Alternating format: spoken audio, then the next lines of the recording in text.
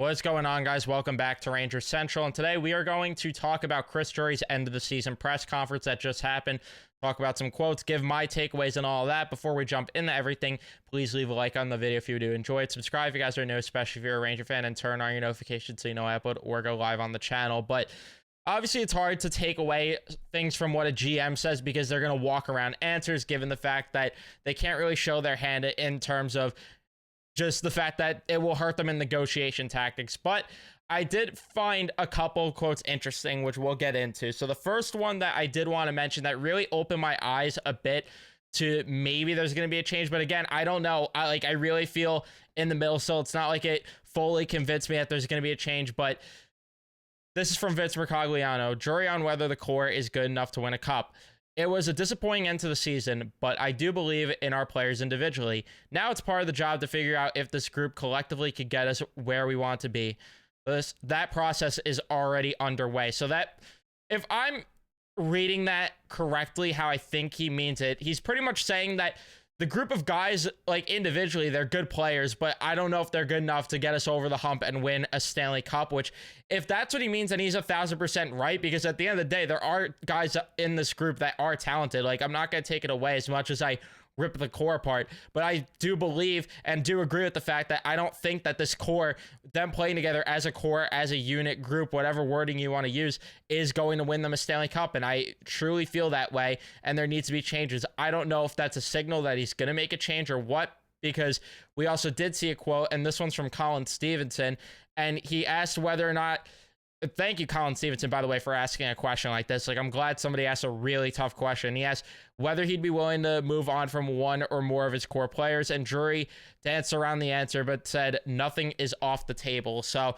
again, I don't know. Obviously, he's not going to show his hand of what he's going to do, but for me, I still have my doubts just because we've seen him continue to try and believe in this core. We saw it at the deadline. We see it time and time again. So I'll believe it when I see it. That's what that sort of deal is. But I do find it interesting that he's at least showing a bit of a hint that maybe he's going to move on from the core. But then there's also confusing signals because he was asked about Mika and Kreider, and he said they're going to look externally and internally at right wing options to play with them. And then he was also talking about how he likes Kakko and that he might, stick around. He still believes in him, and how, we talked about Lafreniere the same way this time last year, and things changed. The only difference I think with them, and I know I was critical of Lafreniere like heavily, but the only difference is at least Lafreniere, in my opinion, showed a bit of promise before then.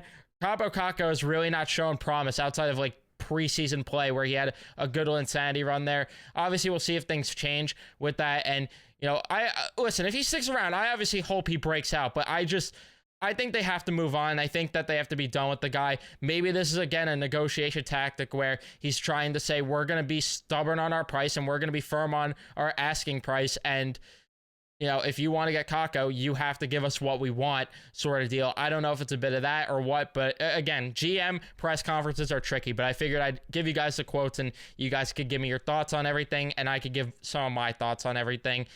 And then he was asked about Trouba a bit, and he didn't even really talk about Trouba's play. He just said, Jacob has been an excellent captain and leader for us, comes to play hard every single night. It takes everyone to win. It's a team sport. We're going to keep trying to figure it out. I don't know if him saying that he's been an excellent captain and leader for us is a hint that, hey, maybe he's on the table, which freaking God, I hope so. But I do, again, I don't know, like, he didn't really say much about his play, which is a little intriguing in terms of if you want to take away positives of things potentially changing. But again, I don't really know. And then you get to the last significant quote, if you will, and it was, do Panarin and Zibanejad need more help on offense to ease their load, or is it them trying to find better ways to score in the playoffs? Drury said, I think it's a little bit of both. As far as becoming a heavier, more physical team, he mentioned having good internal candidates, which, again, another thing that's very interesting, that he's basically calling out those two, saying they do need to be better in the playoffs, which is, again, nice to see him hold guys a little bit accountable. But again, where is they're going to be a move with one of those guys. I really don't know. And I don't believe the first part. I think he's just saying that to, not fully point the finger there. Because I really don't believe that they need to have an ease on their offensive load. I think they're full of it with that, because in the playoffs, it's a grind. And these guys need to empty the gas tanks, or coaches, I should say, need to empty the gas tanks on these players, especially core guys down the stretch. We see it all the time with certain groups, like Edmonton right now in the finals. We saw it with Florida, who did that. And we see it all the time that core guys get the gas tank emptied this time of year. So I believe that's a lot of crap. I'm hoping that, again, that's him basically saying those two aren't good enough in the playoffs and need to be a lot better.